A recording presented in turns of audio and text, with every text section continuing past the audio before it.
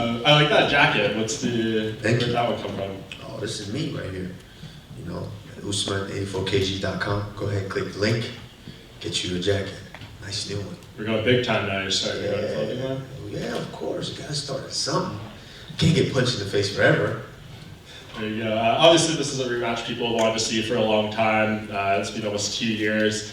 How much do you think you've evolved since the first fight? Do you think you've I know you said you've lapped the division, but do you feel like you've lapped Colby in terms of skills? Yeah, I mean, I'm just in a place to where I understand what I do. I understand where I'm at. You know, early on in my career, it was like, oh, you live and fight. Literally, you're living fight to fight. So it's like, I gotta survive. I gotta win. I gotta win. I gotta win. I'm in a position now to where it's, you know, I just want to perform the best that I can. I want to continue to have these legendary performances because, you know, I have a lot less to go than where I've come from. So, want to make them memorable so my daughter, my kids can look back one day and say, wow, Daddy, you did that, you know. So that's really what I care about right now. Just this night, I mean, the teammates, obviously Justin and Rose, can you give us some insight into what the training for this has been like, and obviously you being the one that's going to look to try to close the show for the team? Oh, it's been phenomenal. I think in Jacksonville, the last fight I fought, it was great. I wanted Rose on that card as well, and you know we were able to make it happen. And obviously, you saw what we produced that night, but we felt a little incomplete. Yes, Justin was there, so it definitely helped us feel better, but we felt a little incomplete because we didn't get to watch that madman throw down. So, you know, as soon as, you know, this was a tentative date that we were looking at, I said, yo, how about we get Justin on that too? And of course, our wonderful manager, Ali Abdelaziz, was able to try to make that happen for us. And for you guys, it's going to be a treat as well. And you're never short on confidence as it was, but to do what you did to Jorge Masvidal in the last fight, what did that do to just your self-belief and just, you know, not only knowing what you can do, but seeing it put into practice? A lot of this is manifestation in the work that I've put in. You know, you put in a lot of work for years, and I say it, and I know I say it, it's kind of hard for people to imagine, but, you know, I was putting in work when I didn't know what the hell I was doing. I was putting in work just to work, hoping that one day it's going to turn into something. And it eventually did. And of course, you visualize and you imagine all the things that you want to do. And I knew it. Right after that fight, I don't know if you guys ever saw the video on Anatomy of a Fighter. You know, shout out to my man, Will Harris. I was backstage and I was just unhappy. I was unhappy with the performances, like I mentioned earlier. I want to go out there and leave these performances to where when I'm done, I can look back and be happy with. And I was unhappy with that. I was like, no, you know, yes, it was tough because I took the fight on 6 days notice. And as hard as it is to believe, I went through more adversity than he did. But of course, mine wasn't published because I don't need to do all of that, you know. And going out there and still performing like that, I just didn't feel like that was my best. So I wanted to right that wrong. So of course I was confident. I knew what I was able to do. I knew what I wanted to do, and I knew what I was going to do. I manifested it. I saw it over and over, trained it, practiced it, went out there and to put an emphatic finish like that on for the people. It would let you guys know what I've been saying for years. You know, I'm the most vicious and most well-rounded welterweight there's ever been, and I think that proved it. You mentioned righting a wrong with Masvidal. What about Colby? Is there anything from that first fight that lingers with you that you want to correct in this one? He's obviously said a ton about the refereeing and claiming you fouled him and this and that and the other thing. Is there any of that with you that you are hoping to correct with this one? No, nothing lingered at all. I mean, you know, like you guys saw the viral video of me and him talking when he turned red.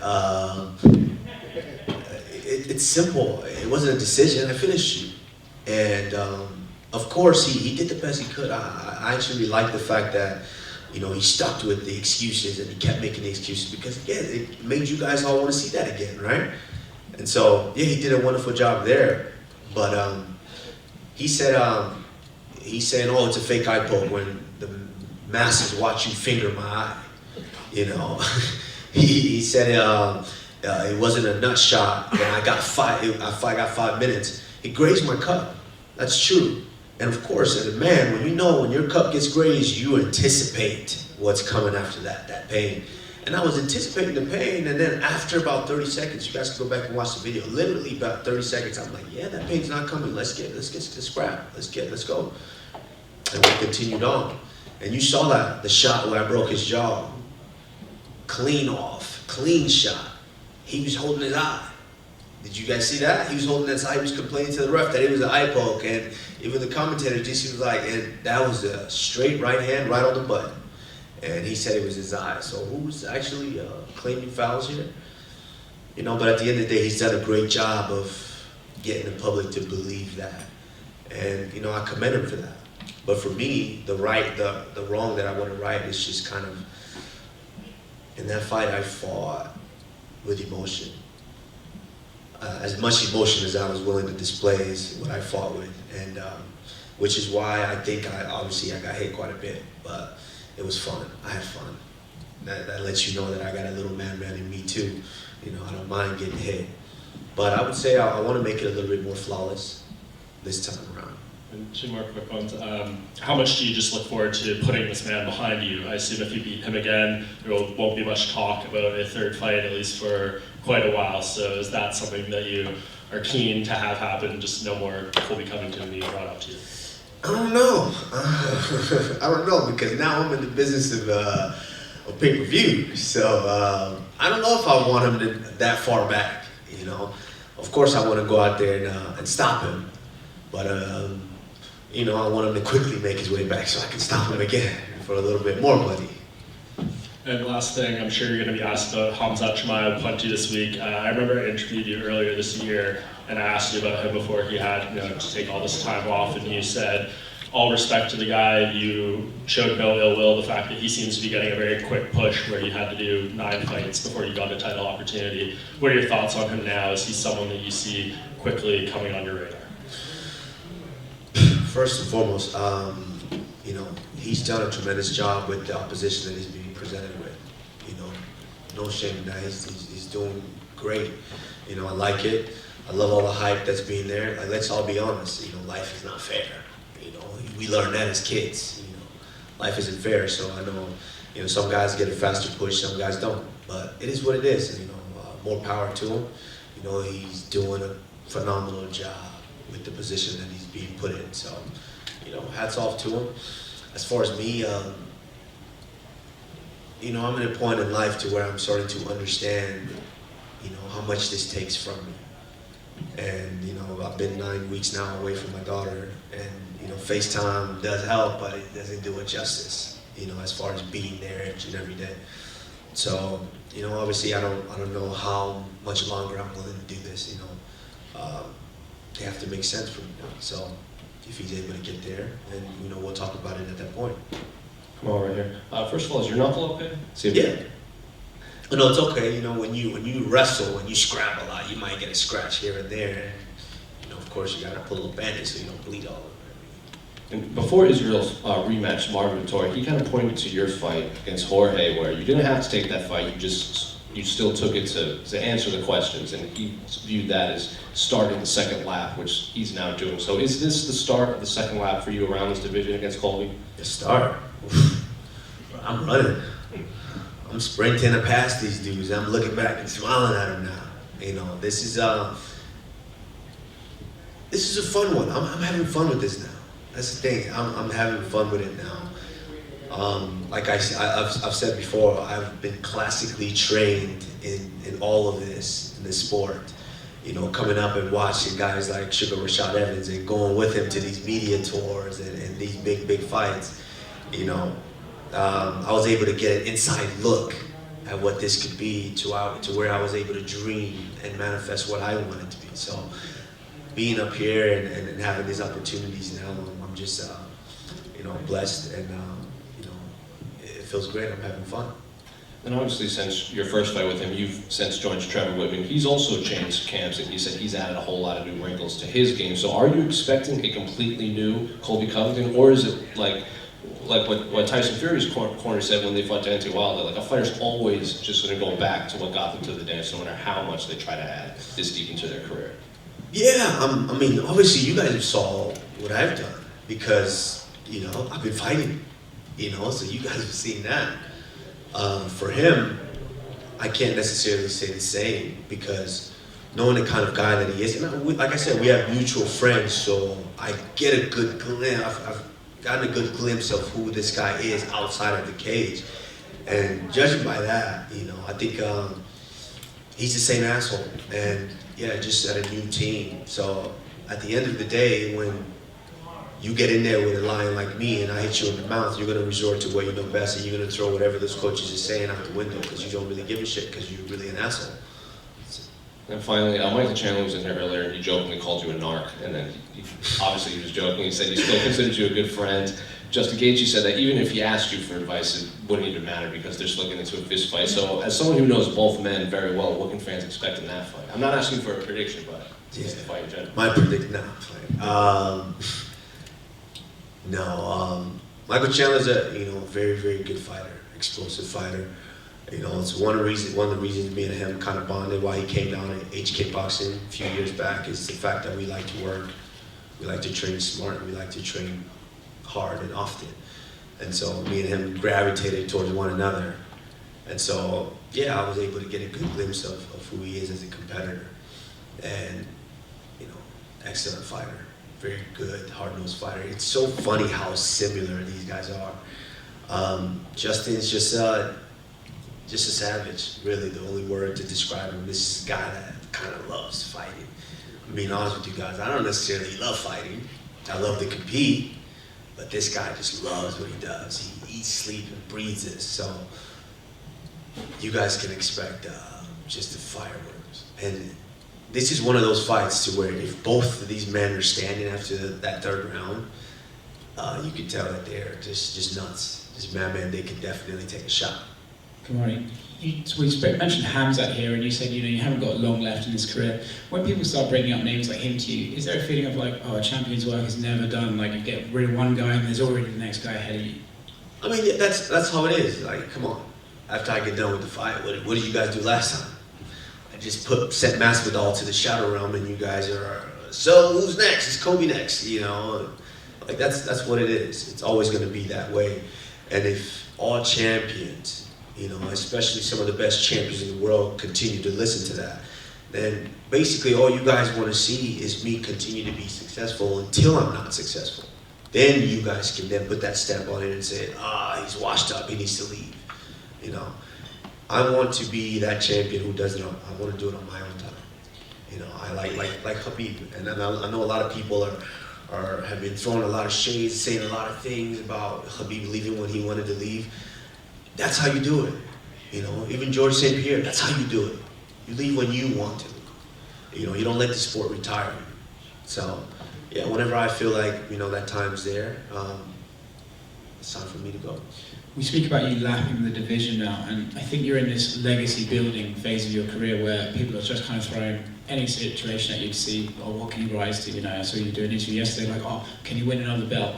For you personally, what builds more for your legacy? Lapping a division over and over again, or winning a second title in a one-off? To me, I don't really, let's be honest, I've kind of done what there is to do in MMA, in UFC. This Saturday, live on ESPN, pay-per-view at Madison Square Garden. What's bigger than that? I've headlined pay-per-views before. The first event back with fans. And look how that looked, how that pay-per-view went. Fought Kobe the first time, T-Mobile Arena, headlined that. Went all the way to Abu Dhabi, headlined that. In Fight Island 1. I mean, what is there to do in the sport? I've done it. You talk about legacy. Like, look what I've done to this point. When I'm done and I walk away, guys are going to look back and say, wow, he was special, just like we've done with some of the greats. And so if I'm looking at legacy, I want to do something that's not been done before. These guys don't really scare me anymore. I mean, of course, there is the fear of myself and not, competing and not looking the way that I want to look. But what scares me is, since when in history have we ever seen pound for pound in both combat sports at their prime go at it? We've never seen that. Wouldn't the world love to see that? I know I would. Kamaru, to your left over here. Not to give anything away, but for the last fight with Colby, you kind of said, I'm going to keep it on the feet for the fans, throw down with him a bit. This time around, I'm getting the sense from you that maybe not having the same feeling. So, like I said, not to give anything away, but we expect some wrestling in this one. What are we thinking? Listen, I'm better than this guy in every way possible. I'm just better than him. And that's just one thing that I do well that I didn't realize until, these wins started racking up. I'm like, I kind of control these fights and where they take place and how they go. Let's work on that. And so, yeah, the fight's going to play out wherever I want him to play out. Like, obviously, if he wants to not take as much punishment, he's going to try to wrestle. Then he's going to realize very quickly, I'm a much better wrestler than him. Then he's going to have no choice but to stand. Well, if I want to take him down, I could have taken him down. And I can take him down if I want. So we'll have to see. The only thing is, like I said, that first one, I wanted to, the world wouldn't have been satisfied if I hadn't done that to him. And so that's one of the main reasons why I wanted to do that. This one, I'm going to be strategic, but you can rest assured that I still want to do some harmful things. And I wanted to ask about your brother Mohammed, who, he's coming off a loss in the PFL, but, that's always a big kind of thing for fighters, to turn around and come back from that. So I'm just curious how you've kind of been helping him and, given, sharing advice and all that kind of thing going forward and what potential he has still in the sport. Yeah, I mean, that wasn't his first loss. That was his second loss. He lost before, and he bounced back, and he got some wins and then got that opportunity. So he's going to do the same. He right away, you start to realize, maybe I'm not where I want to be yet. So let me get back to the drawing board. So since then, he's really made the move out to Colorado, and he's putting a lot of emphasis on his training. So, we want to make him the savage that he wants to be. So eventually he'll get there, and you guys will be talking to him, not me. Best of luck. Tomorrow over here on your right, you mentioned pound for pound versus pound for pound. I assume you're talking about Canelo Alvarez, the pound for pound top boxer. Yes, absolutely. Since when have we ever seen a pound for pound mixed martial artist go up against a pound for pound boxer, both in their prime? Not when they're old or retired and you're trying to pull them back, both in their prime. I think that's something that I think the biggest ever in history. And that's what I'm looking to do. That's something that scares me. That's something that gets me up in the morning. That's something that I might risk leaving my daughter for another 12 weeks for. So, we'll see. That's something that I'm looking at. And, God willing, this Saturday we do what we need to do. And why not? Will you actively try to make that fight happen if you beat Colby on Saturday? I mean, yeah, pound for pound mixed martial artists in the world versus pound for pound boxer in the world, promoted by the pound for pound Dana White. Why not? Why not? Why not? And you're, coincidentally enough, you're actually going head to head with him this week. I know. Saturday. We'll see who does better. I mean, we're both in the business of entertainment nowadays. He's going to entertain on the same night, so are we. We'll see who does better numbers, and then we're going to sit there and we'll have a discussion with the pound for pound best promoter in the game, Dana White, and we'll try to make something happen. Have you spoken to Dana about this? Have you expressed this wish to him? Yeah, Dana's hearing about it now, I guarantee you. He's hearing about it now, and that's one thing that I love about Dana is if it makes money, makes sense. So hopefully we have that conversation. Who wins that fight? You or Canelo? And you talk Me or about Canelo? boxing too, right? Boxing, yeah, absolutely. I mean, come on, he wouldn't dare come in here. Let's be honest. That's the thing is we have to pursue these guys because we're willing to take that risk. I don't know if they're willing to pursue us. Let's be honest.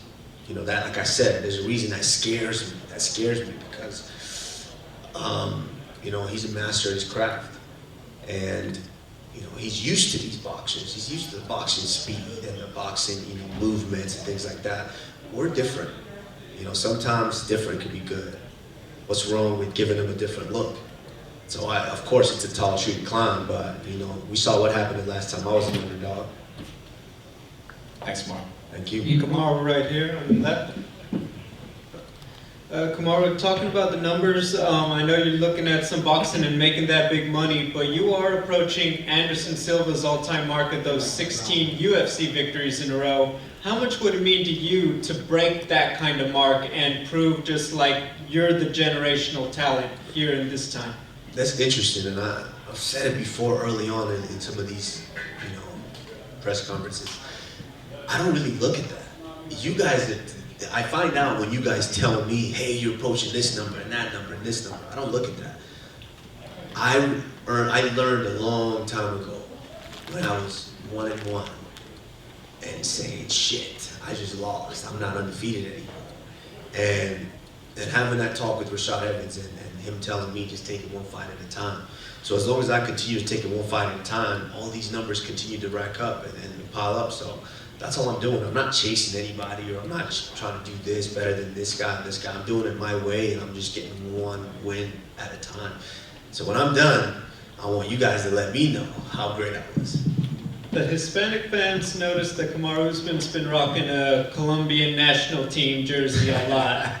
Are you a fan of the team? Are you just, loving the community? Talk to me about that. Of course, we love the Latin community. We always do. And my girlfriend's Colombian, so, of course, she's going to make you wear that thing. And it looked good on me. You see the colors, right? It was looking good on me. It was looking really good on me. So, of course, we rock it. Welcome to the club. Thank you. Come on over here on your right. Final question tomorrow. I was going to ask real quick. So you obviously started out as a wrestler. Striking has come leaps and bounds and leaps and bounds.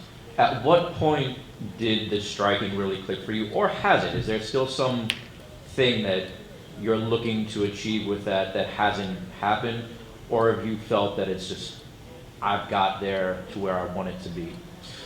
No, I'm always growing. There's always room for improvement. The thing is, the striking's always been there. It's just going out there and having it come to fruition. Like, we all know that this is not a sprint, it's a marathon. It takes time to really learn and evolve in the sport, something that my little brother's learning as well. It takes time to get there. I came in as a wrestler, having some of the best foundation, and then, of course, I went to a camp where I had one of the best teachers out there at H Kickboxing with Henry Hoof to teach me that foundation of how to punch and kick. And now, having Trevor Whitman really fine-tune some of those intricate details to produce the results that I've been producing. I mean, it's just the perfect storm. I'm blessed and I'm thankful for, the places that I've been, with the coaches that I've been, and the place that I am in life. I mean, this Saturday, headline Madison Square Garden. UFC 268 live on ESPN pay-per-view. You don't want to miss it. Go get that. But there was no particular fight where you felt, oh, this feels really good now? If I had to say one, I would say I fought Sean Strickland in, I believe, Buffalo, and I believe it was a little storm back and forth. It started when I fought Wale Alves in Brazil. A lot of people didn't know, but I had torn cartilage in my ribs, and I couldn't wrestle the last 3 weeks. But I couldn't pull out of the fight because I was instructed, you can't pull out of this fight. And so I had to fly all the way to Brazil and fight this guy without my strongest tool in my toolbox, which is wrestling. So I remember in that fight, I knew I had to keep the fight standing because I couldn't wrestle. So this guy doesn't find out that one kick in my ribs, I might be out. So I had to stay on my feet, and I'm on my feet, and then I realized in that first round, these guys can't stay with me on my feet. They're afraid. They think I'm going to wrestle the whole time. Why not stay up? And then towards the end of that first round, you can go back and watch that fight. He was just done. He was gassed. I didn't really throw that many strikes, but he was so gassed because he thought I was going to wrestle the whole time. I looked at him, and I spoke Portuguese to him, and I told him, I know you're not tired already. We just started.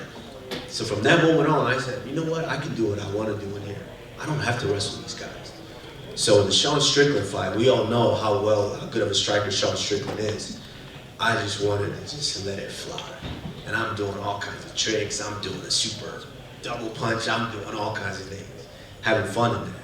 And at that moment, I think I realized, it is what I make it in here, that I can do whatever I want. Come on over here on your right. Guys, we have to take tomorrow. Take one more? Okay, we'll take one more. Yeah. So we saw you courtside at the Knicks game the other night. Tell us what your experience was like. It was great. It's one of those things with me is I'm in this trans state of mind to where I don't really take things in too much because I have such high expectations, and for me the journey's never over, so I have such big goals and high expectations to where I don't really sit there and just really relish and enjoy moments as much as I probably should. So I'm sitting there and I'm it's just a game. I'm watching the basketball game and I'm sitting next to Tracy Morgan, I'm sitting next to Chris Rock, Bill Bellamy, D Nice, and at one point it was like, these are legends that I grew up watching, and I'm sitting on the floor next to them. But then I snap out of it, and I got in the back, and then I got goosebumps, like, oh shit, this is where I'm gonna walk out when I fight. So, you know, it's been an amazing roller coaster. You know, I'm blessed to be in this position. I'm blessed to be here. I don't take it for granted, and you know, when I'm done, I think, yeah, then I'll start to be like, you know what, I did that, yeah. So, you know, tell my brother, you know, take pictures of them, take a lot of pictures. You know, my man, Patty, take a lot of pictures, because I might want to see them later. And last one for me. Obviously, your friend Francis Ngannou was in your corner last time around. First of all, is he going to be here this time around? And secondly, what did you make of the situation with Francis at Dakota over the summer? You know, when they created the interim belt, were you surprised by that? It's a tough situation to be in. It's, you know, there's a lot of things that go on behind the scenes that, you know, a lot of people don't know about. And we all wish that we could sit in those rooms with the powers that may be and really understand what, you know, a fighter or the promotions is going through and dealing with. So it's you know, for me personally, as a brother of his and as a friend, it was tough for me. It's tough for me to watch, you know. But it seems like the things might be looking up now because you know, that fight's been scheduled. And let's all be honest, you know, we all know who the heavyweight champion of the world is. You know, like, no disrespect to Gane, he's an incredible competitor. We see what that heavyweight's doing. And so until they step in there and they really duke it out, we know who the heavyweight champion of the world is.